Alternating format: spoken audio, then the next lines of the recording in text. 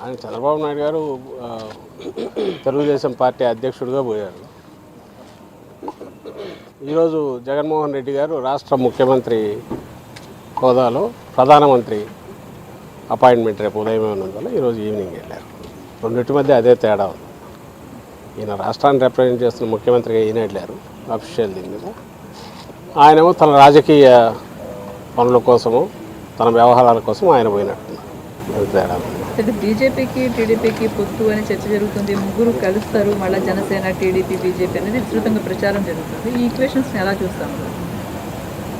అది అంటే బలహీనత ఏ స్థాయిలో ఉంది, చంద్రబాబు ఎంత బలహీనంగా ఉన్నాడు, లేదా ఆయన పార్టీ తెలుగుదేశం పార్టీ ఎంత బలహీనంగా ఉంది అనే దానికి అంతకుముందు ఆయన పొత్తుల కోసం A to Z అన్ని పార్టీలు ఏదర్ నైతికంగా స్ట్రైట్గా కానీ ఇండైరెక్ట్గా కానీ పరోక్షంగా కానీ పవన్ కళ్యాణ్ గారితో మొదలుపెట్టి చేసుకుంటున్న వ్యవహారం ఇప్పుడు బీజేపీతో కూడా పోయి ఏదో ఒక రకంగా వాళ్ళతో పొత్తు పెట్టుకోవాలని చూసుకోవడంలో ఆయన బలహీనత బయటపడుతుంది. అది బలం అనుకుంటే ఏం హెల్ప్ చేయలేదు. బలం అంటే నిజంగా పొత్తుల కోసం తను వెంటబడాల్సిన అవసరం.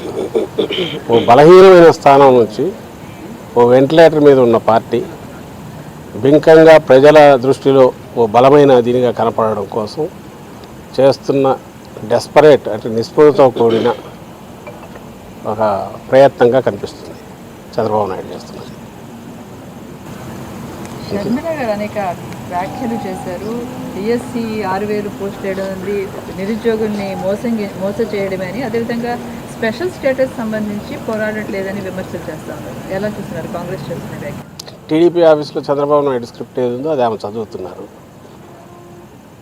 దానికి ఒక ప్రత్యేకమైన ఇది, ఎందుకంటే ఈ రాష్ట్రంలో ఆమె ఉన్నది లేదు, సమస్యలను ఆకలింపు చేసుకున్నది లేదు. 10 రోజులు 15 రోజుల క్రితము ఇక్కడ అడుగు పెట్టిన రోజు నుంచి చంద్రబాబు నాయుడు కానీ పవన్ కళ్యాణ్ కానీ ఏం మాట్లాడుతున్నారు అదే మాటలు ఇంకొంచెం అగ్రెసివ్గా మాట్లాడడం అనేది ప్రాక్టీస్ చేసినట్టున్నారు, అదే చేస్తున్నారు. దానికి ఏమి విమర్శ అంటే చంద్రబాబు నాయుడు ఏం మాట్లాడిస్తున్నాడు అవి మాట్లాడుతున్నప్పుడు దానికి ప్రత్యేకంగా సపరేట్గా ఇచ్చేయాల్సిన రిప్లై ఇవ్వాల్సిన అవసరం ఉందని కూడా అనుకోవట్లేదు. ఎందుకంటే కాంగ్రెస్ పార్టీగా కాంగ్రెస్ ఉనికి లేదు.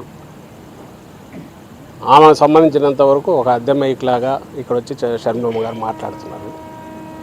అది చంద్రబాబు నాయుడు ఏమనాలనుకుంటున్నాడో అవన్నీ ఆమె గొంతులోంచి వస్తున్నాయి.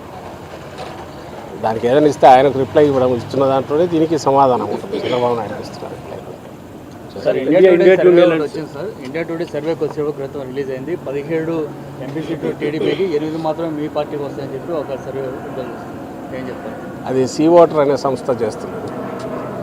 ఆ సంస్థ గతంలో కూడా 2019లో కూడా ఐ థింక్ మార్చిలో చేసిన దాంట్లో 35% ఓటు మాకు, 41-42% టీడీపీకి ఇచ్చినట్టు గుర్తున్నాం. అలాగే 15 సీట్లు టీడీపీకి, 10 సీట్లు మాకు ఇచ్చినట్టు గుర్తు.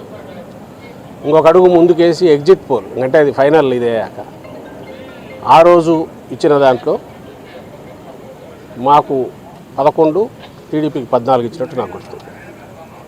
ఇంకా దాని విశ్వసనీయత, ఎందుకంటే రిజల్ట్ ఏందనేది అందరికీ తెలిసిందే. 22 మాకు వచ్చాయి, 3 టీడీపీకి వచ్చాయి ఆ రోజు.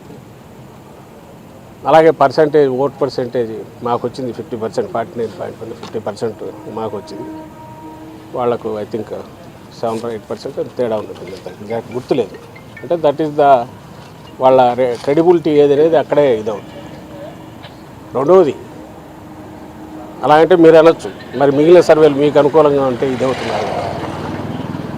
అల్టిమేట్గా ఎంత కాన్ఫిడెంట్గా మేము మూవ్ అవుతున్నాము, జగన్మోహన్ రెడ్డి గారు మూవ్ అవుతున్నారు, ఎంత డెస్పరేట్గా చంద్రబాబు నాయుడు లేదా టీడీపీ మూవ్ అవుతుంది,